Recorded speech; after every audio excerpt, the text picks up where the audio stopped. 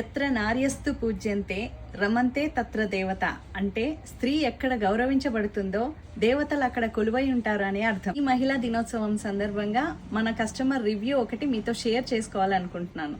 13-14 years నుండి software ఫీల్డ్లో ఉన్న ఒక అమ్మాయి మన రెగ్యులర్ కస్టమర్. తను 2026లో ఒక రెజల్యూషన్ తీసుకుంది. ఆఫీస్కి రెగ్యులర్గా శారీతోనే వెళ్ళాలనే రెజల్యూషన్ తీసుకుంది. మొదటిది ఒక రెజల్యూషన్ మాత్రమే, కానీ 2 months కన్సిస్టెంట్గా శారీ కట్టుకొని వెళ్ళడంతో అక్కడ కొన్ని మార్పుల్ని గమనించింది.